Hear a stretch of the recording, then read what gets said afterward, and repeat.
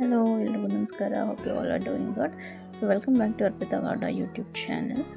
So ಇವತ್ತಿನ ಬೆಳಗಿನ ತಿಂಡಿಗೆ ನಾನು ಚಪಾತಿ ಹಾಗೆ ಎಣ್ಣೆಗಾಯಿ ಮಾಡೋಣ, ಬದನೆಕಾಯಿ ಎಣ್ಣೆಗಾಯಿ ಮಾಡೋಣ ಅಂತ ಮಾಡ್ತಾಯಿದ್ದೀನಿ.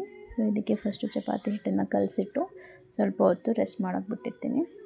ಆಮೇಲೆ ಕುಕ್ಕರ್ ಮೇಲೆ ಒಂದು ಬಾಣಲಿ ಇಟ್ಟು ಅದಕ್ಕೆ ಕಡಲೆ ಬೀಜ ಹಾಕಿ ಚೆನ್ನಾಗಿ ಫ್ರೈ ಮಾಡ್ಕೋಬೇಕು. ಆಮೇಲೆ ಸ್ವಲ್ಪ ಎಳ್ಳು, ಇದ್ರ ಜೊತೆ ಕೊಬ್ಬರಿ ಹಾಕಿ ಫ್ರೈ ಮಾಡ್ಕೋಬೇಕು. ನಮ್ಮ ಮನೇಲಿ ಕೊಬ್ಬರಿ ಪೌಡರ್ ಇತ್ತು, ಸೊ ಅದರಿಂದ ಇದಕ್ಕೆ ಹಾಕಿಲ್ಲ. ನೀವು ಕೊಬ್ಬರಿನ ಅದಕ್ಕೆ ಹಾಕಿ ಫ್ರೈ ಮಾಡಿಕೊಂಡು ಆಮೇಲೆ ಅದೇ ಪ್ಯಾನ್ಗೆ ಸ್ವಲ್ಪ ಎಣ್ಣೆ ಹಾಕಿ ಅದಕ್ಕೆ ಬೆಳ್ಳುಳ್ಳಿ, ಒಂದು ಈರುಳ್ಳಿ ಹಾಗೆ ಒಂದು 2 ಪೀಸ್ ಶುಂಠಿ, ಸ್ವಲ್ಪ ಹುಣಸೆ ಹಣ್ಣು ಹಾಗೆ ಒಂದು ಟೊಮ್ಯಾಟೊನ ಹಾಕಿ ಚೆನ್ನಾಗಿ ಫ್ರೈ ಮಾಡಿಕೊಂಡು ಆಮೇಲೆ ಫಸ್ಟೇ ನಾವು ಫ್ರೈ ಮಾಡಿಟ್ಟಿದ್ವಲ್ಲ ಕಡಲೆ ಬೀಜ, ಎಳ್ಳು ಹಾಗೆ ಕೊಬ್ಬರಿನ ಅದನ್ನು ಪೌಡರ್ ಮಾಡಿಬಿಟ್ಟು ಒಂದು ಬೌಲ್ ಒಳಗಡೆ ಹಾಕಿ ಅದಕ್ಕೆ ಈರುಳ್ಳಿ ಮತ್ತು ಇನ್ನೊಂದು ಫ್ರೈ ಮಾಡಿಕೊಂಡು ಟೊಮ್ಯಾಟೊ ಪೇಸ್ಟ್ ಎಲ್ಲನೂ ಹಾಕಿ ಚೆನ್ನಾಗಿ ಮಿಕ್ಸ್ ಮಾಡಿಕೊಂಡು ರುಚಿಗೆ ತಕ್ಕಷ್ಟು ಉಪ್ಪು, ಅದ್ರ ಜೊತೆಗೆ ಮಸಾಲ ಪೌಡರ್ನ ಆ್ಯಡ್ ಮಾಡ್ಕೊಳ್ಳೋಣ.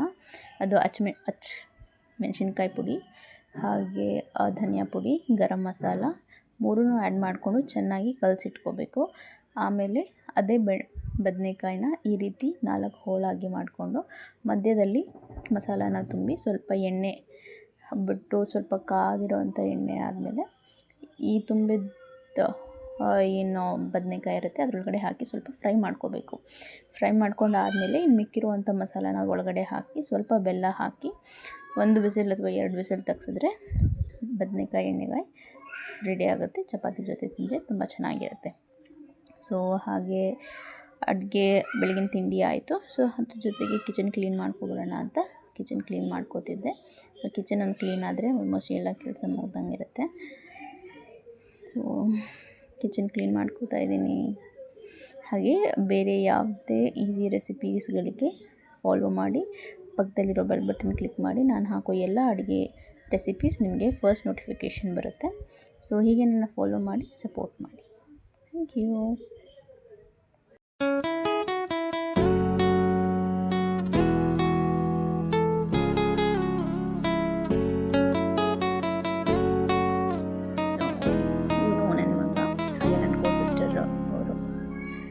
ಇವರಿಬ್ಬರು ಹಾಗೆ ಏನೋ ಮಾತಾಡ್ಕೊಂಡು ತಮಾಷೆ ಮಾಡ್ತಿದ್ರು. ಸೊ ಅವ್ರಿಗೆ ಗೊತ್ತಿರಲಿಲ್ಲ ನಾನು ವೀಡಿಯೋ ಮಾಡ್ತಿದ್ದೆ ಅಂತ.